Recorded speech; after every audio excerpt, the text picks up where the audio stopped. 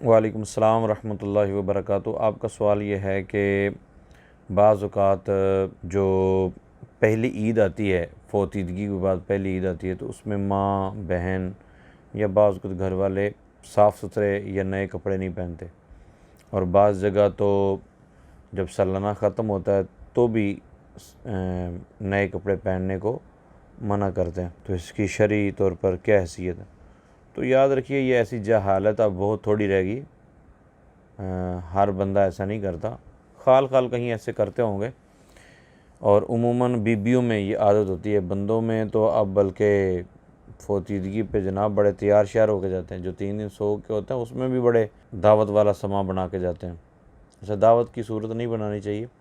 خیر، آپ نے جو پوچھا ہے وہ برسی والا دن ہو، 7واں ہو، 40واں ہو، 10واں ہو، کوئی بھی ہو، چاہے وہ فوتیدگی کے بعد پہلا محرم آئے یا عید آئے، تو نئے کپڑے نہ پہننا اس نیت سے کہ ہم افسوس کر رہے ہیں، تو سوگ تو صرف 3 دن جائز ہے، 3 دن سے زیادہ سوگ جائز نہیں ہے۔ ہاں، وہ عورت جس کا شوہر فوت ہو گیا وہ 4 ماہ 10 دن انتظار کرے گی، اس کے لیے سوگ 4 ماہ اور 10 دن کا ہے۔ باقیوں کے لیے سوگ صرف 3 دن کا ہے۔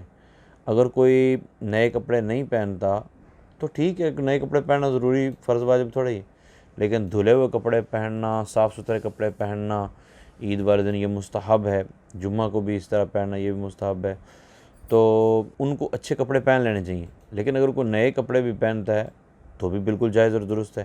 ہاں، یہ نیت رکھ کے نئے کپڑے نہیں پہنتا کہ ہم سوگ میں ہیں، یہ درست عقیدہ نہیں ہے۔ ہمیں قرآن و سنت کے مطابق اللہ تعالیٰ چلنے کی توفیق عطا فرمائے، آمین بجاہ النبی۔